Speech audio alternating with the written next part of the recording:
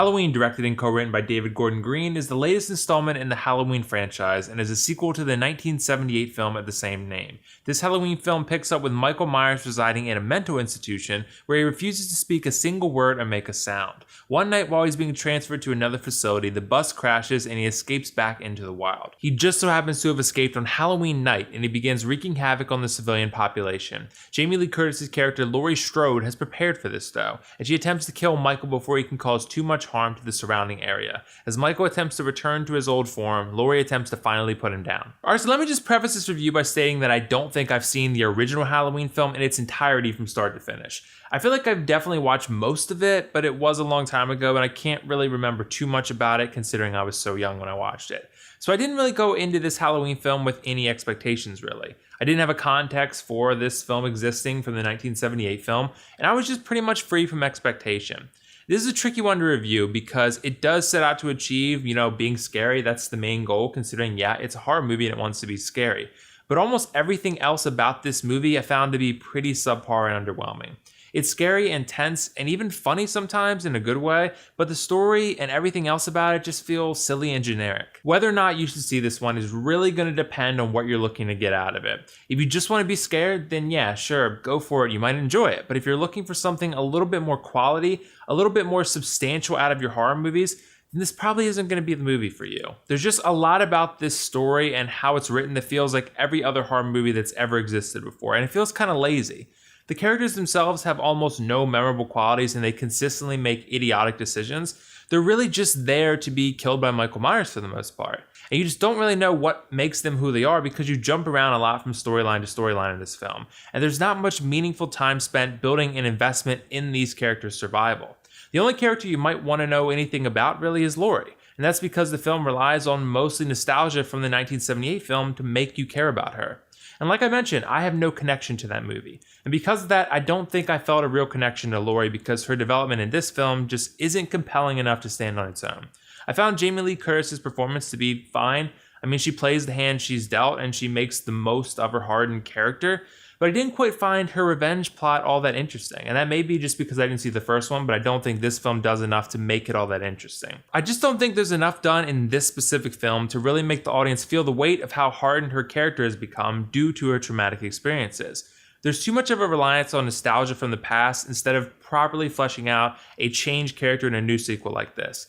It doesn't feel like a natural progression for the story, and it comes across more like a cash grab than it does a movie that feels like it adds something new to the story the franchise is trying to tell. It's just that I found myself very disinterested in virtually all of these characters besides Michael Myers. He's the only one I found interesting at all, and he doesn't even speak a word in this entire movie.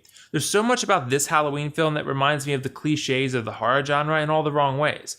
Characters that are underdeveloped, boring and stale, characters doing really stupid things that get themselves killed, insane logic leaps that make the story progress just for the sake of easiness, and it's all sacrificed for quality scares when a well-told story and quality horror shouldn't be mutually exclusive. I found myself audibly saying WTF out loud sometimes because of this movie just feeling silly. With that said, when it wants to be, this movie is pretty scary like I mentioned. There's a decent amount of scenes where the violence is pretty brutal and actually surprised me with how few punches they pulled. Michael Myers kills people in some pretty brutal and nasty ways, and the film doesn't shy away from showing you the aftermath at the very least. Halloween does visual horror well, and it does tension well. There's a sense of dread that looms over the scarier scenes, and it does make the experience feel as tense as it should be. The violence isn't shied away from, and Michael Myers himself feels like a major threat, and the visual horror works as it should. From a pure horror standpoint, Halloween isn't bad at all. It's just kind of everything else that surrounds it that is. Michael Myers is a good villain here, like I mentioned, and I like the way they've weathered his mask, and I generally like how imposing and intimidating he is. He's meant to be sort of an inhuman figure that's the embodiment of evil, and Halloween actually turns out to be pretty effective in terms of its horror, in large part due to Michael Myers' presence that works pretty well. And he just creates a lot of carnage when he enters society again, and the fact that he doesn't speak is probably a good thing because he's just darker, emptier feeling of a character because of it, which makes him more mysterious. Yeah, Michael Myers is good. One thing I found interesting though about Halloween is that Danny McBride helped write it, and it's evident when you watch the movie.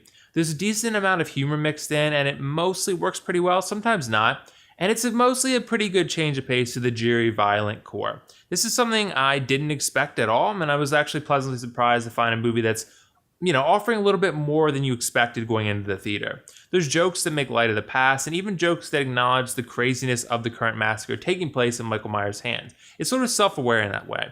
And it reminded me a little bit of It in that way too. I don't think I can say a lot about the ending, but I'll simply say for now that I didn't find it satisfying. It feels like another cash grab type of deal, like a studio decision type of deal, instead of an ending that's conclusive, sensical, and fitting to the story being told. I really can't say much more than that without diving into spoilers, so yeah, I just didn't find it all that satisfying.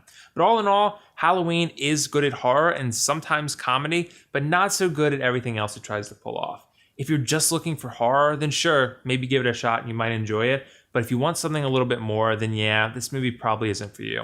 As for the pros cons, for the pros, I thought Halloween did tension and scares well, mixes in some nice comedy, and has a quality villain. As for the cons, the story isn't all that creative or fresh, the characters aren't very compelling, there's several logic leaps and silly aspects, and the ending is less than satisfying. I'm going to give Halloween a 6 out of 10 and recommend you pass on this one in theaters. If you love the original and or you're willing to set the bar pretty low for this one, then maybe you'll have a good time with it. So did you guys see Halloween? What did you think of it? And if not, let me know why not. And also let me know whether you saw the 1978 original Halloween film.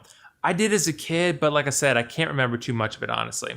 Either way, let me know your thoughts in the comments, and this is WillFoxification signing off. See you in the next review.